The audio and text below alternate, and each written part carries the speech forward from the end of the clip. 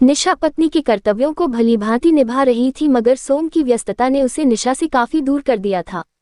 वो तो निशा की बीमारी से भी बेखबर था।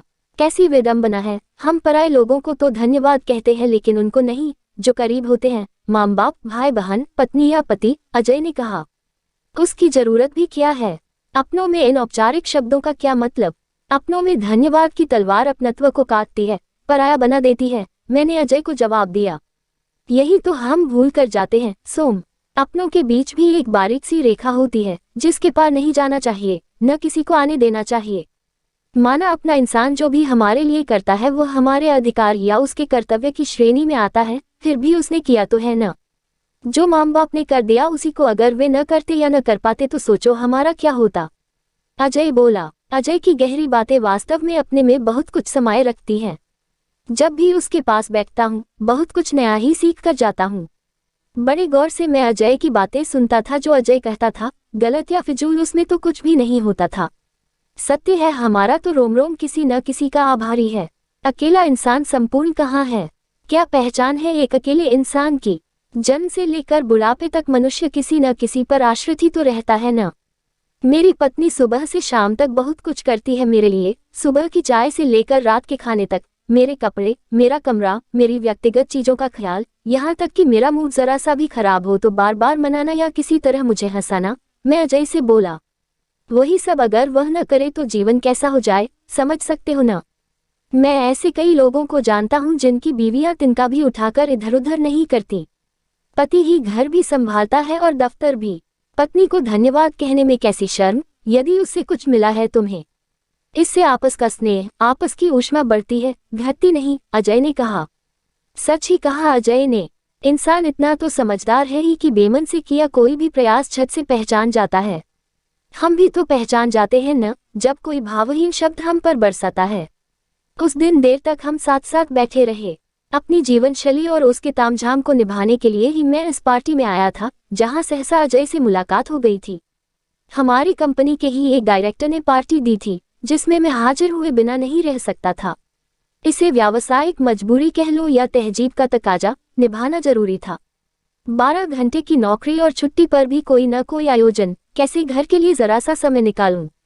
निशा पहले तो शिकायत करती रही लेकिन अब उसने कुछ भी कहना सुनना छोड़ दिया है।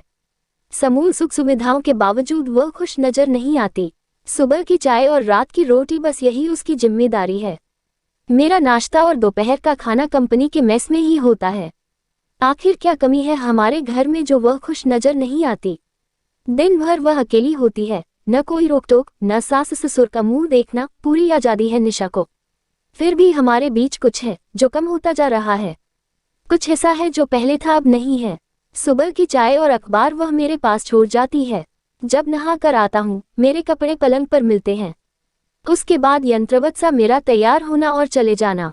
जाते जाते एक मशीनी सा हाथ हिलाकर बाया बाया कर देना। मैं पिछले कुछ समय से महसूस कर रहा हूँ। अब निशा चुप रहती है। हाँ, कभी माथे पर शिकन हो तो पूछ लेती है, क्या हुआ? क्या ऑफिस में कोई समस्या है? नहीं, जरा सा उत्तर होता है मेरा। आज शनिवार की छुट्टी थी लेकिन पार्टी थी सो यहाँ आना पड़ा। निशा साथ नहीं आती, उसे पसंद नहीं। एक छत के नीचे रहते हैं हम, फिर भी लगता है कोसों की दूरी है।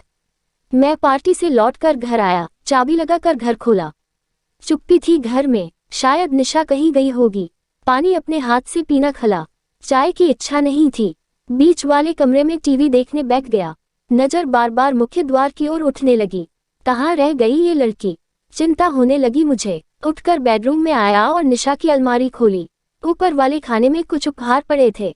जिज्ञासावश उठा लिए। समय समय पर मैंने ही उसे दिए थे। मेरा ही नाम लिखा था उन पर। स्तब्ध रह गया मैं। निशा ने उन्हें खोला तक नहीं था। महंगी साड़ियां, कुछ गहने, हजारों का सामान अनछुआ पड़ा था। क्षण भर को तो अपना अपमान लगा यह मुझे, लेकिन दूसरे ही क्षण लगा मेरी बेरुखी का इससे बड़ा प्रमाण और क्या होगा। उपहार देने के बाद मैंने उन्हें कब याद रखा। साड़ी सिर्फ दुकान में देखी थी, उसे निशा के तन पर देखना याद ही नहीं रहा। कान के बुंदे और गले का जड़ाव हार मैंने निशा के तन पर सजा देखने की इच्छा कब जाहिर की। वक्त ही नहीं दे पाता हूँ पत्नी को, जिसकी भरपाई गहनों और कपड़ों से करता रहा था। जरा भी प्यार समाया होता इस सामान में तो मेरे मन में भी सजी संवरी निशा देखने की इच्छा होती। मेरा प्यार और स्नेह ऊष्मा रहित है। तभी तो न मुझे याद रहा और न ही निशा ने इन्हें खोलकर देखने की इच्छा महसूस की होगी। सबसे पुराना तोहफा 4 महीनों पुराना है, जो निशा के जन्मदिन का उपहार था। मतलब ये कि पिछले 4 महीनों से यह सामान लावारिस की तरह उसकी अलमारी में पड़ा है, जिसे खोलकर देखने तक की जरूरत निशा ने नहीं समझी। ये तो मुझे समझ में आ गया कि निशा को गहनों और कपड़ों की भूख नहीं है और न ही वह मुझसे कोई उम्मीद करती है। 2 साल का वैवाहिक जीवन और साथ बिताया समय इतना कम, इतना गिना चुना कि कुछ भी संजो नहीं पा रहा हूँ, जिसे याद कर मैं यह विश्वास कर पाऊँ कि हमारा वैवाहिक जीवन सुखमय है। निशा की पूरी अलमारी देखी मैंने। लाकर में वे सभी रुपए भी वैसे के वैसे ही पड़े थे। उसने उन्हें भी हाथ नहीं लगाया था। शाम के 6 बज गए। निशा लौटी नहीं थी। 3 घंटे से मैं घर पर बैठा उसका इंतजार कर रहा हूँ। कहाँ ढूंढूं उसे? इस अजनबी शहर में उसकी जान पहचान भी तो कहीं नहीं है। कुछ समय पहले ही तो इस शहर में ट्रांसफर हुआ है। करीब 7 बजे बाहर का दरवाजा खुला। बेडरूम के दरवाजे की ओर से ही मैंने देखा, निशा ही थी। साथ था कोई पुरुष, जो सहारा दे रहा था निशा को। बस अब आप आराम कीजिए, सोफे पर बैठाकर उसने कुछ दवाएं मेज पर रख दी थी। वह दरवाजा बंद करके चला गया और मैं जड़वत सा वहीं खड़ा रह गया। तो क्या निशा बीमार है? इतनी बीमार कि कोई पड़ोसी उसकी सहायता कर रहा है और मुझे पता तक नहीं। शर्म आने लगी मुझे। आंखें बंद कर चुपचाप सोफे से टेक लगाए बैठी थी निशा। उसकी सांस बहुत तेज चल रही थी, मानो कहीं से भागकर आई हो। मेरी हिम्मत नहीं हो रही थी पास जाने की। शब्द कहाँ है मेरे पास जिनसे बात शुरू करूंगा? पैसों का ढेर लगाता रहा निशा के सामने, लेकिन यह नहीं समझ पाया, रुपया पैसा किसी रिश्ते की जगह नहीं ले सकता। क्या हुआ निशा? पास आकर मैंने उसके माथे पर हाथ रखा। तेज बुखार था, जिस वजह से उसकी आंखों से पानी भी बह रहा था। जबान खींच गई मेरी। आत्मग्लानि का बोझ इतना था कि लग रहा था कि आजीवन आंखें न उठा पाऊंगा। किसी गहरी खाई में जैसे मेरी चेतना धंसने लगी। अच्छी नौकरी, अच्छी तनख्वाह के साथ मेरा घर, मेरी गृहस्थी कहीं उजड़ने तो नहीं लगी। हंसती खेलती ये लड़की ऐसी कब थी, जब मेरे साथ नहीं जुड़ी थी। मेरी ही इच्छा थी कि मुझे नौकरी वाली लड़की नहीं चाहिए, वैसी हो जो घर संभाले और मुझे संभाले। इसने तो मुझे संभाला, लेकिन क्या मैं इसे संभाल पाया? आप कब आए? कमजोर स्वर ने मुझे चौंकाया। अधखुली आंखों से मुझे देख रही थी निशा। निशा का हाथ कसकर अपने हाथ में पकड़ लिया मैंने। क्या उत्तर दूं? मैं कब आया? चाय पिएंगे? उठने का प्रयास किया निशा ने। कब से बीमार हो? मैंने उठने से उसे रोक लिया। कुछ दिन हो गए। तुम्हारी सांस क्यों फूल रही है? ऐसी हालत में कुछ औरतों को सांस की तकलीफ हो जाती है। कैसी हालत? मेरा प्रश्न विचित्र सा भाव ले आया निशा के चेहरे पर। वह मुस्कुराने लगी, ऐसी मुस्कुराहट जो मुझे आर पार तक चीरती गई। फिर रो पड़ी निशा। रोना और मुस्कुराना साथ साथ ऐसा दयनीय चित्र प्रस्तुत करने लगा मानो निशा पुनर्तः हार गई हो। जीवन में कुछ भी शेष नहीं बचा। डर लगने लगा मुझे। हौंफते हौंफते निशा का रोना और हंसना ऐसा चित्र उभार रहा था मानो उसे अब मुझसे कोई भी आशा नहीं रही। अपना हाथ खींच लिया निशा ने। तभी द्वार घंटी बजी और विषय वही थम गया। मैं ही दरवाजा खोलने गया। सामने वही पुरुष खड़ा था, मेरी तरफ कुछ कागज बढ़ाता हुआ। अच्छा हुआ आप आ गए। आपकी पत्नी की रिपोर्ट्स मेरी गाड़ी में ही छूट गई थी। दवा समय से देते रहिए। इनकी सांस बहुत फूल रही थी, इसलिए मैं ही छोड़ने चला आया था। अवाक था मैं। निशा को 4 महीने का गर्भ था और मुझे पता तक नहीं। कुछ घर छोड़कर एक क्लिनिक था, जिसके डॉक्टर साहब मेरे सामने खड़े थे। उन्होंने 1-2 कुशल स्त्री विशेषज्ञ डॉक्टरों का पता मुझे दिया और जल्दी ही जरूरी टेस्ट करवा लेने को कहकर चले गए। जमीन निकल गई मेरे पैरों तले से। कैसा नाता है मेरा निशा से? वह कुछ सुनाना चाहती है तो मेरे पास सुनने का समय नहीं। तो फिर शादी क्यों की मैंने, अगर पत्नी का सुख दुख भी नहीं पूछ सकता मैं? चुपचाप आकर बैठ गया मैं निशा के पास। मैं पिता बनने जा रहा हूँ, ये सत्य अभी पता चला है मुझे और मैं खुश भी नहीं हो पा रहा।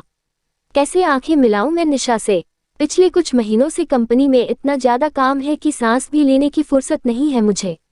निशा दिन प्रतिदिन कमजोर होती जा रही थी और मैंने एक बार भी पूछा नहीं उसे क्या तकलीफ है।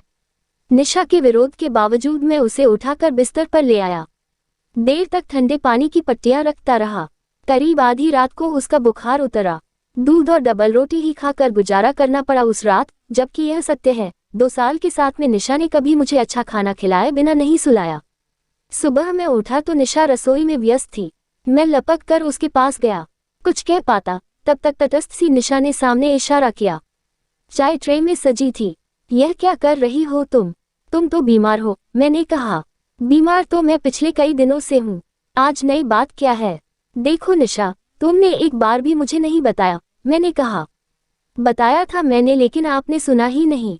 सोम, आपने कहा था मुझे इस घर में रोटी कपड़ा मिलता है न, क्या कमी है जो बहाने बनाकर आपको घर पर रोकना चाहती हूँ? आप इतनी बड़ी कंपनी में काम करते हैं, क्या आपको और कोई काम नहीं है जो हर पल पत्नी के बिस्तर में घुसे रहें? क्या मुझे आपकी जरूरत सिर्फ बिस्तर में होती है? क्या मेरी वासना इतनी तीव्र है कि मैं चाहती हूँ आप दिन रात मेरे साथ वही सब करते रहें? निशा बोलती चली गई। काटो तो खून नहीं रहा मेरे शरीर में।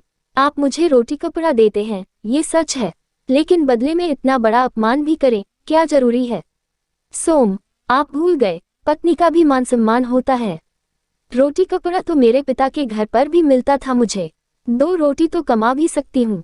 क्या शादी का मतलब ये होता है कि पति को पत्नी का अपमान करने का अधिकार मिल जाता है? निशा बिफर पड़ी। याद आया, ऐसा ही हुआ था एक दिन। मैंने ऐसा ही कहा था।